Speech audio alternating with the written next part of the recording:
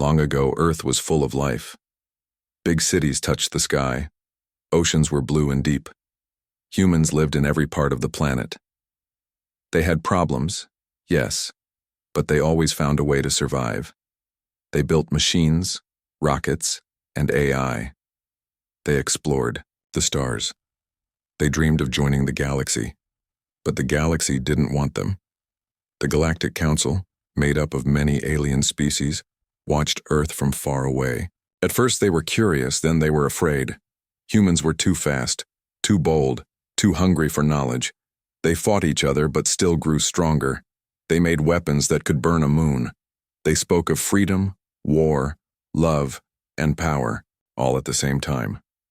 One day a warning came. A solar storm 10 times stronger than normal was heading toward Earth. The Council knew it would destroy the planet. They watched closely. Some hoped humans would ask for help, but humans didn't.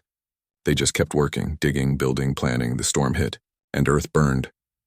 Satellites went dark. Communication ended. Earth was silent. No messages, no signals, just silence. The Council believed it was over. Humanity was gone. They marked Earth as a dead world and left it behind. They didn't send aid. They didn't send rescue. They didn't even look back. Time passed. New species joined the Council. They told stories about Earth, a planet full of fire, war, and madness. A place that could not survive. A warning to all young species. Don't be like humans. Don't reach too far. Don't fight too hard. Just follow the Council. Stay safe. But they didn't know the truth. Earth was broken, yes, but humans were, not dead. Deep under the surface in bunkers and hidden cities they were alive, scared, hurt, but alive. Their skies were black, their rivers were poison, but still they breathed. Still they built. They used old machines and broken satellites. They shared stories through tiny lights and secret codes. They grew food in labs. They made suits to walk on the burning surface. Many died, but some lived. And those who lived changed. They didn't cry for help. They didn't beg. They remembered. They remembered the stars watching them fall. They remembered the Council turning away. And so they promised themselves one thing. We survive. No matter what. Years passed. The surface grew colder. The black smoke faded. And underground a new kind of human was born. Stronger, smarter, quiet, waiting. Then, one day, a machine deep under the earth blinked. A signal had been sent, simple, cold. 3 words. We endured. The signal flew across space. It passed old satellites, empty stations, and quiet moons. It reached the stars, and it was heard. The Galactic Council froze. The signal was real. Human. Code. Human voice. It was impossible, but it was there. Earth had spoken, and the message was clear. The Council sent ships at once, fast, armed, and ready. They didn't want danger. They just wanted to see, to confirm. But they did not understand what they were flying into. Because Earth did not die. It was reborn, and the humans they left behind were not the same anymore. They were something more. The Council ship moved slowly toward Earth. The stars around them were quiet.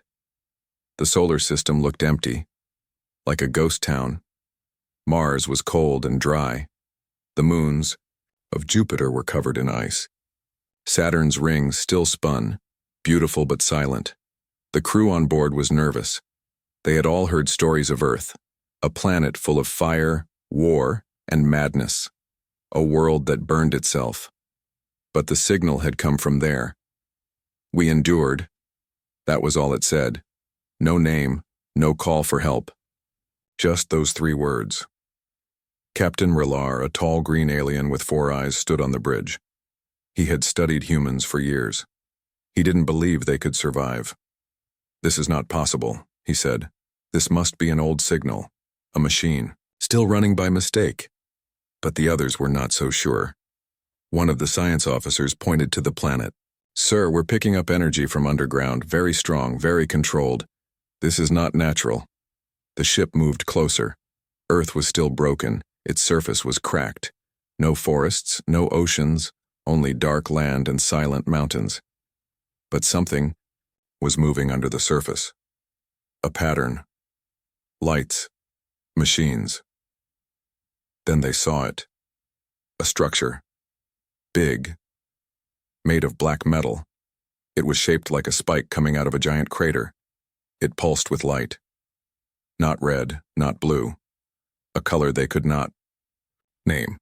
It looked alive. The captain sent a message. "This is the Galactic Council. We come in peace. Please respond." He waited. Nothing. He sent another. "We received your signal. We wish to understand."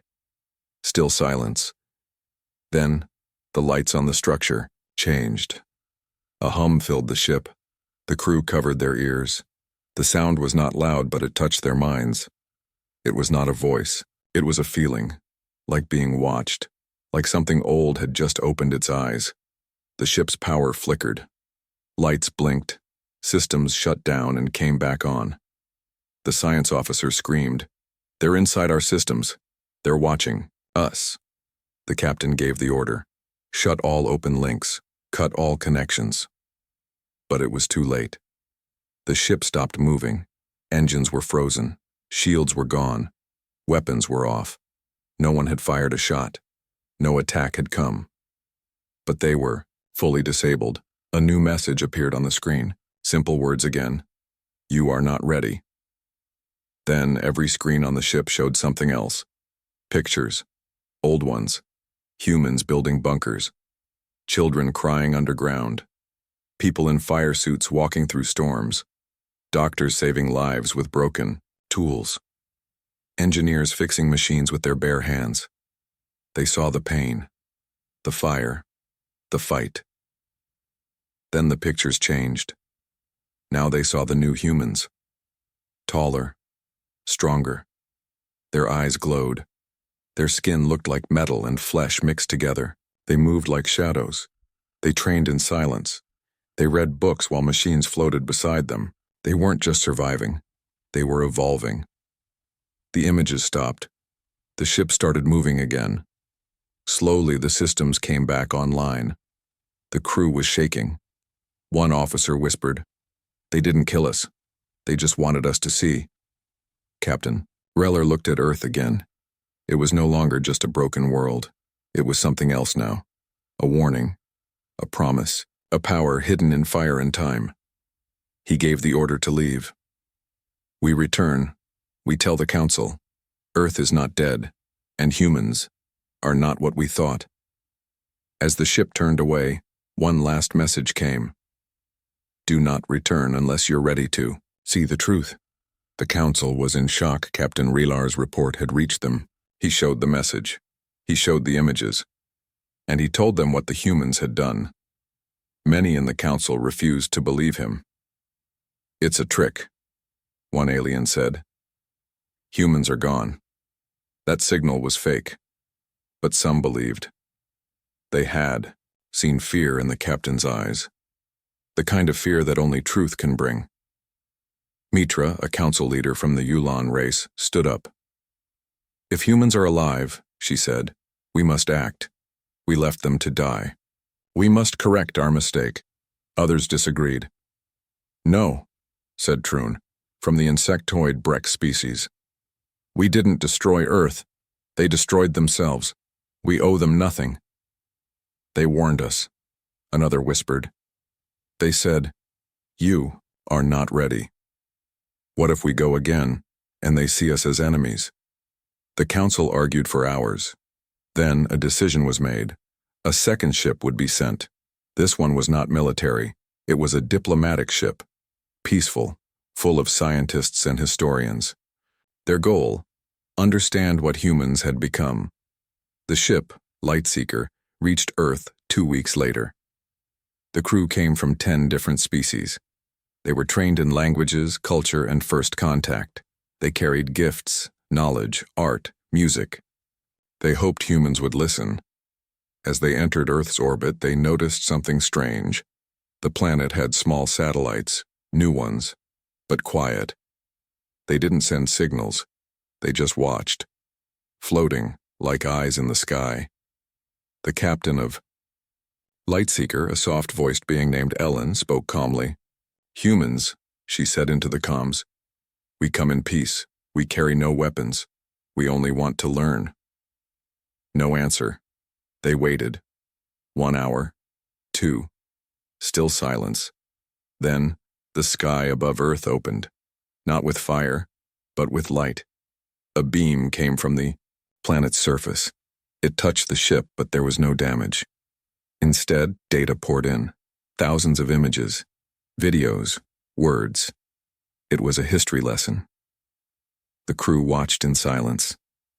They saw humans fight through the worst days, the storms, the hunger, the sickness. They saw people give their lives to save others.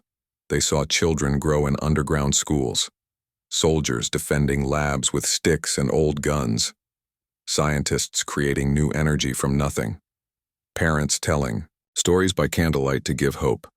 And then came the change. Humans no longer looked like before. They had metal skin, glowing veins, eyes that could see heat, light, and fear.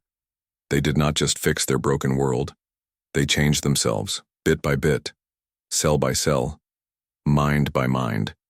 And then they saw something else. A human city, underground, but shining like a star. Buildings floating without walls, people thinking and machines moving at the same time. Language spoken by thought, music made from memory. They had gone beyond survival. They had reached something new. The last video showed a single human standing alone. His eyes were calm. His voice was soft. "You watched us fall. Now you watch us rise. We are not angry. We are not gods. But we are not what we were. We are the lesson.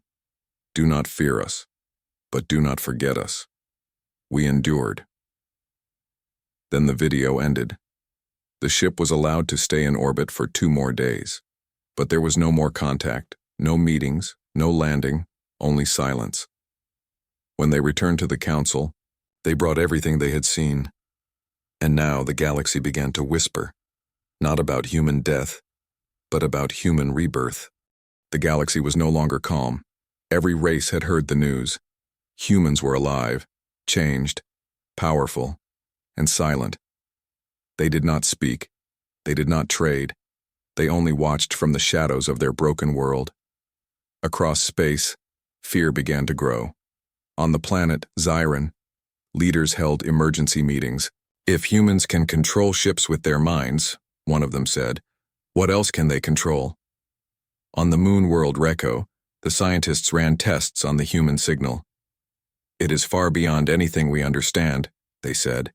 "It is like trying to read the thoughts of a star." Some species began to worry. "What if they attack?" Others whispered. "What if they are waiting to strike when we are weakest?" But humans did not move. They did not leave their solar system. They did not answer more messages. Still, fear does not wait for truth. One day, a powerful empire known as the Drakari made a bold choice. They did not believe in peace. They believed in strength. "We will crush Earth before they crush us," their war leader said. "We will strike now." The Drakari sent a full battle fleet, 30 warships, each one armed, with plasma cannons and energy shields. They moved fast, passing Jupiter, then Mars. They reached Earth's orbit in just 2 days. The galaxy watched. Would Earth burn again? The Drakari commander sent a message: "Surrender or die." There was no reply, so the fleet fired. But nothing happened. Every missile, every beam, every weapon froze in space, mid-air, like time itself had stopped. The Drakari stared in fear. "What is this?" the commander shouted. Then from Earth, a shape rose, not a ship, not a weapon, a human. He floated in space. No suit, no armor, just glowing skin and silver eyes. Behind him the stars bent slightly, like space was afraid of him too. He raised one hand. Slowly, and every Drakari ship shut down. Not broken. Not destroyed, just silent. The humans sent no words. Only one short message appeared on every ship. You still do not understand. Then the human disappeared. The ships were left floating, powerless, but unharmed, towed back later by other council ships.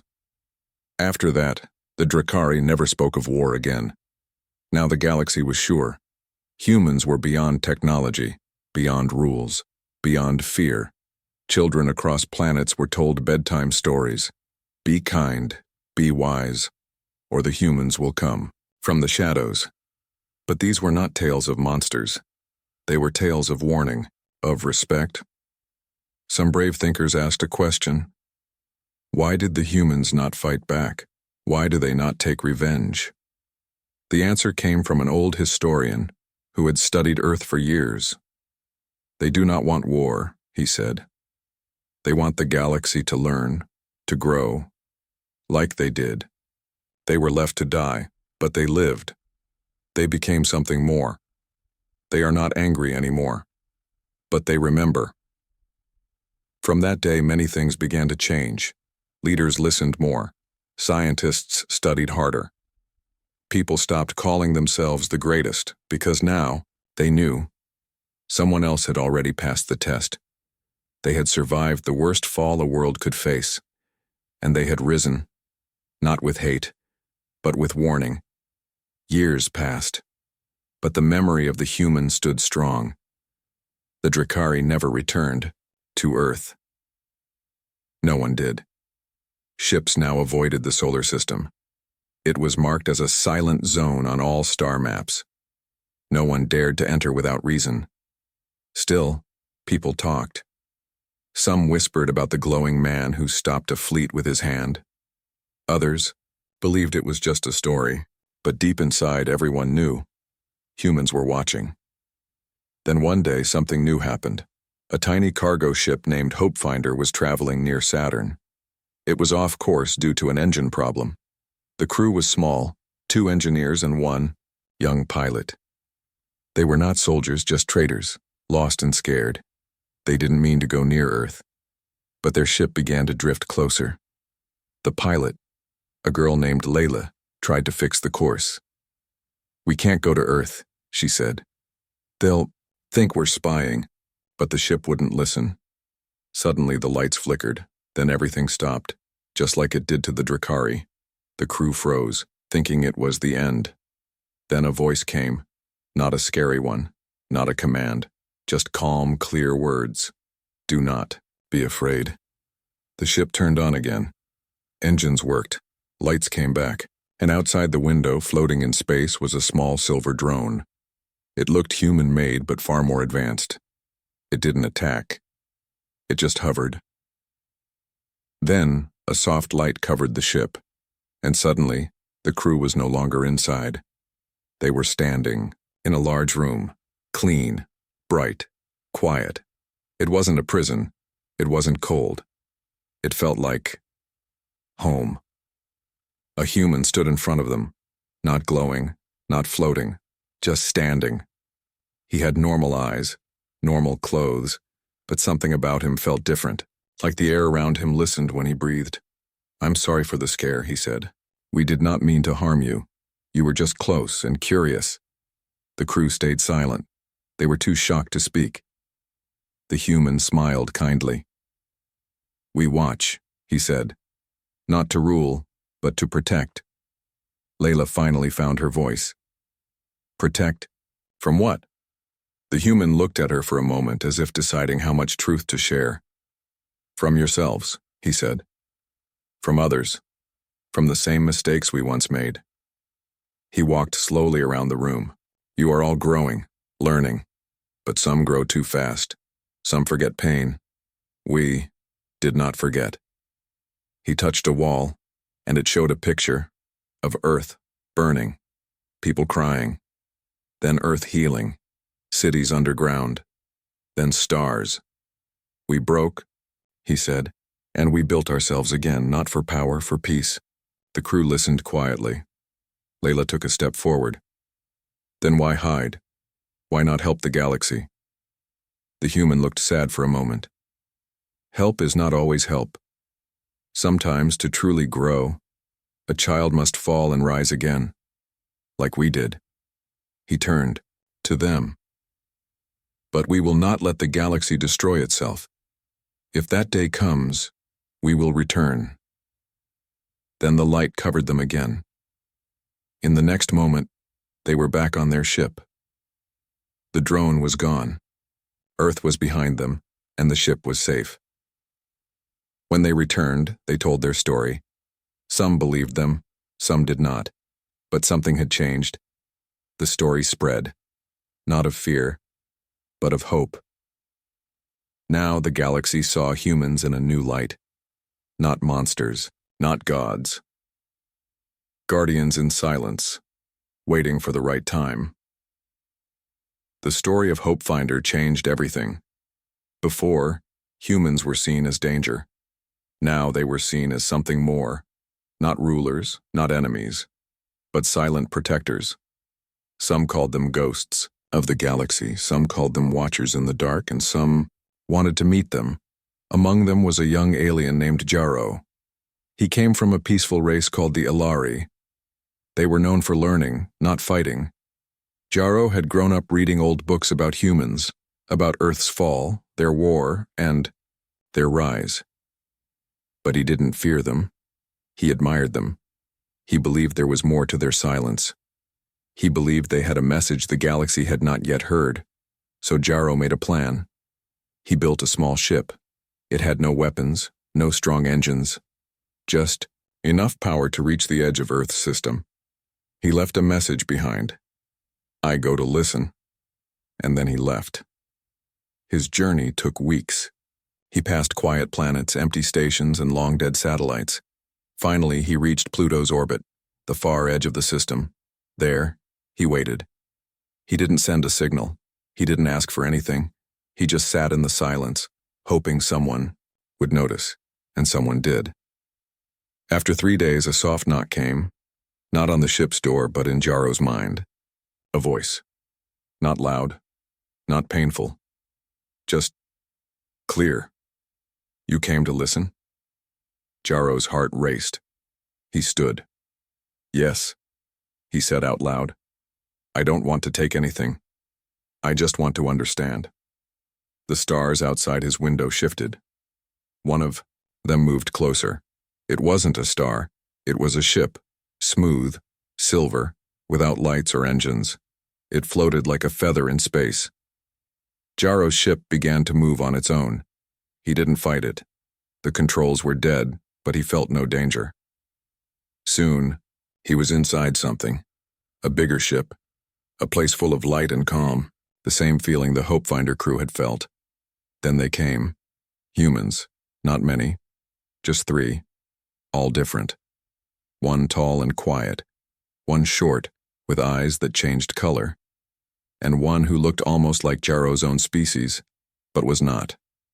They didn't speak with mouths. Their thoughts were words. You are brave. You are curious. You do not come with fear. Jaro bowed his head. I want to learn, he said. The humans showed him a room. It was full of memories, Earth's past, its pain, its rebuilding, but also its art, music, kindness, and hope. He saw children, teaching robots how to draw. He saw old humans planting green trees underground. He saw stories, not of war but of dreams. He began to cry. I never knew it was like this, he said. One human walked closer. Few do. That is why we hide, to protect what we became. Jaro looked up. Then, will you ever return? Will humans come back to the stars? The human looked at the stars for a long moment, then said, Only when the stars are ready for us. The light returned. Jaro was back in his ship. The human ship was gone. But something had changed inside him. He returned home, quiet at first. Then he wrote everything he saw, every image, every word, every feeling. His book became famous. And now, for the first time in 100 years, the galaxy didn't just fear humans, they respected them. They listened, and somewhere deep beneath Earth's Cracked surface the humans watched, not with hate, not with pride, but with hope. Because one day they knew, someone would be ready to understand the full truth. The galaxy had changed, no longer full of pride, no longer full of fear. Now, it was full of quiet questions. Who were the humans now? What were they waiting for? Jarrow's book had reached every world. Translated into hundreds of languages, it became a symbol of hope and warning. Many people across many planets began to think deeper, not about power, but about becoming better. Soon, things began to shift. Old enemies made peace, new alliances formed, weapons were put away. More focus was given to healing planets, feeding the poor, and helping young minds grow. It was slow, but it was real. And far away, deep under Earth's surface, the humans were watching. They saw it all. Not through spies. Not through machines. Through something more. Through the network of light that connected all thought, all life, and something they had built long ago in silence. Something no one else had seen. They had once fallen. Now they stood as silent guardians. But one day, something strange happened. A signal arrived. It did not come from a ship. It came from the center of the galaxy, a place no one had visited in 1,000 years. The signal was simple. We are coming. No name, no race, just power. The kind of power that shook stars. The galaxy panicked. Old weapons were unlocked again. Fleets prepared for battle. The fear of extinction returned. No one knew what to do, except one group, the humans. They spoke. For the first time in public, their message echoed across every world. Do not fight. Do not run. We will meet them. It shocked the galaxy. Humans had stayed quiet for a century. Now they were standing up. Not with anger, not with war, but with calm. A single human ship left Earth. It was not like any ship seen before. It had no engines, no fuel, no weapons. It moved by thought, wrapped in light, shaped like hope. The galaxy watched as the human ship went toward the center. Then, silence. Hours passed, then a day, then two, and then, a light brighter than any sun filled the sky, but there was no explosion, just peace. A voice came from the stars, not human, not alien, but something else. We came to test. You have passed. The ones who fell are the ones who rose. And then the light was gone. The signal vanished, and so did the danger. No attack ever came. No war. Just stillness. Just peace. The humans returned, but they did not speak of what they saw. They only smiled. The galaxy finally understood. It was never about fear, never about strength. It was about becoming more than what you were, just like the humans had done after Earth fell. They had been left behind. They had been broken, but they had not stayed broken. They had grown in the dark, and now they were the light that guided others. Across the stars, children learned about Earth, not as a warning, but as a lesson. Fall is not the end, it is the beginning. And so the story of humans, the species no one helped, the ones everyone forgot, became the greatest story ever told. A story of pain, a story of silence, a story of hope, and now, a story that would never be forgotten.